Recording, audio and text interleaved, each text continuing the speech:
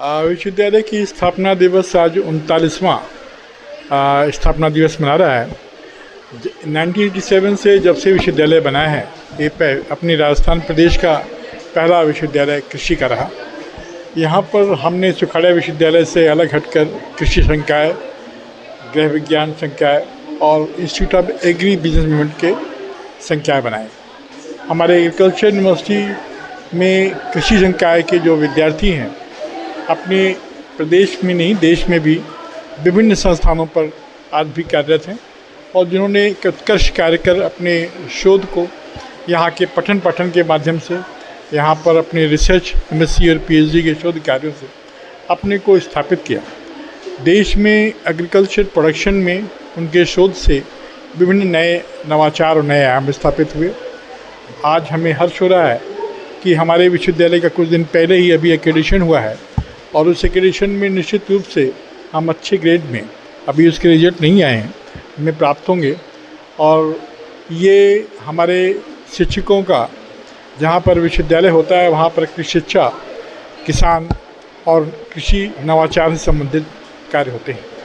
हमारे किसान भाइयों के बीच हमारे कृषि वैज्ञानिकों के द्वारा अपने प्रदर्शन और उनके किसानों को शोध नए नवाचारों कर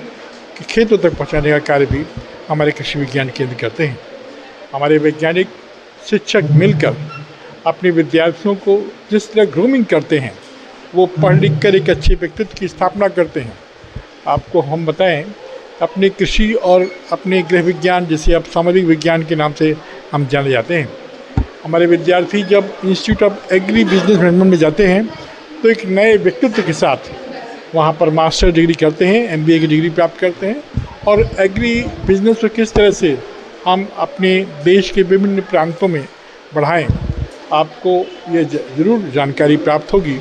कि ये एग्री बिजनेस मैनेजमेंट का जो संस्थान हमारा 2000 में इस्टेब्लिश हुआ, तब से आज तक हमारे इस संस्थान ने 100% प्लेसमेंट दिए हैं। हमारे सभी विद्यार्थी उत्कृष्ट संस्थानों पर कार्य करते हैं और अपने व्यक्तित्व में परिवर्तन कर अपने को इस तरह से इस्टेब्लिश करते हैं कि देश में नए नए एंटरप्रेन्योरशिप डेवलप करते हैं, नई एग्रोबेस इंडस्ट्रीज डेवलप करते हैं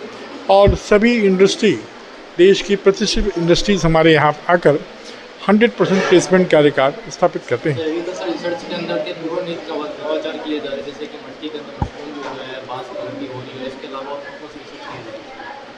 है? हमारे यहाँ पर रिसर्च के लिए जैसे बाजरे के हाइब्रिड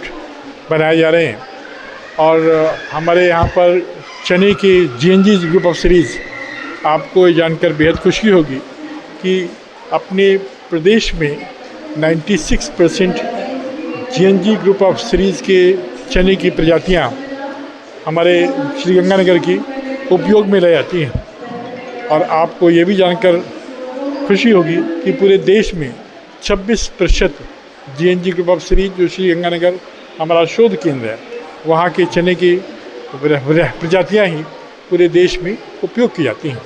जिसका ये असर होता है कि हमारे सभी जो आपको डायरेक्टर रिसर्च हैं डॉक्टर विजय प्रकाश जी, जिनके द्वारा गणगौर प्रजाति का निर्माण किया गया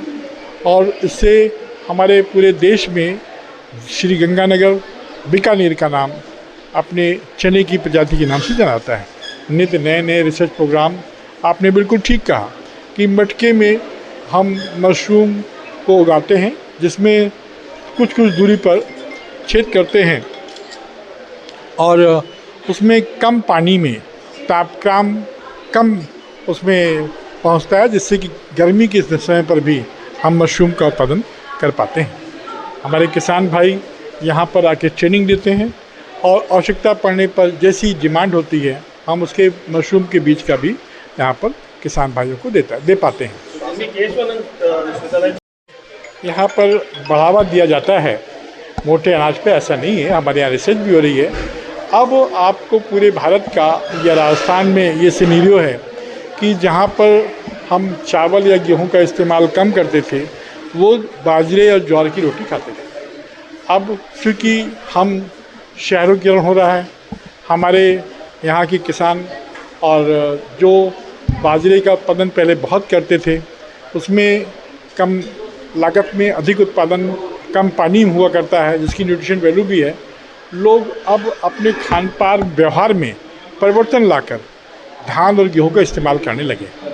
ये हमारे विद्यार्थी की यह पीड़ा थी कि हम अपनी उसकी न्यूट्रिशन वैल्यू, जो उसमें खनिज तत्व उपलब्ध हैं, लौ मात्रा अवेलेबल है, प्रोटीन की मात्रा, कार्बोहाइड्रेट कम, इन सब के बारे में जब तक हम बताएंगे नहीं किसान भाइयों की, उसकी पोषण क्षमता क्या है। आप जानते हैं, पहले हम सभी खेती बाड़ी में पूरी मेहनत कश लोग सभी बहुत मेहनत करते थे। अब उसको लोग कम मेहनत करना चाहते हैं। हम जब उसको खाएंगे तो हम उसके लिए काफ़ी मेहनत करने की भी आवश्यकता होती है और इससे फिजिकल फिटनेस भी होती है, इवन डायबिटीज़ नहीं होती है। तो आपको मालूम है, गेहूं से जो उसमें ग्लूटीन होता है, उससे हमारे यहाँ शरीर में ऐसी बीमारियां पैदा होती हैं जिनसे ब्लड प्रेशर और डायबिटिक कंडीशन क्रिएट होती हैं। फिर भी क्योंकि खान पान पूरे प्रदेश ही नहीं पूरे देश में बदलाव आ रहा है, गेहूं धान आजकल सभी किसान बोते हैं। अपने राजस्थान में गेहूं धान कम होता है, फिर भी क्योंकि खान पान में बदलाव, शहरीकरण, लोगों का अनियमित दिनचर्या, हम अपने शेड्यूल को सुबह शाम कब उठना है, कब अपने को फिटनेस, अपनी बॉडी फिटनेस पर अब ध्यान नहीं देते। जैसा कि पुराने ज़माने में हम सब लोग ससमय अपना उठते थे, अपनी खेती किसानी में लगते थे, अपने दैनिक कार्यों करते थे। अनियमित दिनचर्या के कारण हमारे सभी नागरिकों में एक खान पान का था कि रेडी टू ईट, उन्हें बस खाना मिला, फास्ट फूड, या हमारे बच्चे जो हैं वो बाहर से मंगा लेते हैं। हमें अब इस बात के जन जागरण अभियान करना होगा। अपने किसान भाई ही नहीं, अपने सभी नागरिकों को ये बताना होगा कि हमारे जो फूड अवेलेबल हैं अपनी जलवायु के हिसाब से, वो यहाँ के ज़्यादा उपयुक्त हैं, हमारे स्वास्थ्य के लिए उपयुक्त हैं, और हमारी जो जीवन शैली है इसके बदलाव की भी ज़रूरत है। हम अपने काम सभी समय से शुरू करें, समय पर ख़त्म करें और अपने को केंद्रित करके अपने कृषि के कार्यों में लगें और जो भी यहाँ की टेक्नोलॉजी है अपने खेतों तक ले जाएं। गाँव को गोद लिया, ऐसा और भी गाँव को गोद लेने का प्रयास है? हाँ, हमारे यहाँ पर एक निकरा विलेज है, कान्हासर, वहाँ पर भी हम लोगों ने राज्य सरकार और केंद्र सरकार की मदद से अपने किसान भाइयों को वहाँ पर सरसों की मिल, सरसों के FPO, इवन बकरी पालन पे बढ़ावा दिया गया है। हमारे यहाँ से बकरियाँ भी दी गई हैं, बकरी के बच्चे भी दिए गए हैं, जिससे किसान भाई अब वहाँ पर सरसों उत्पादन अधिकतम कर रहे हैं। वो तेल पेराई की मशीन, उससे खली का उत्पादन और उसको एक नए हम पैकिंग करके अपने को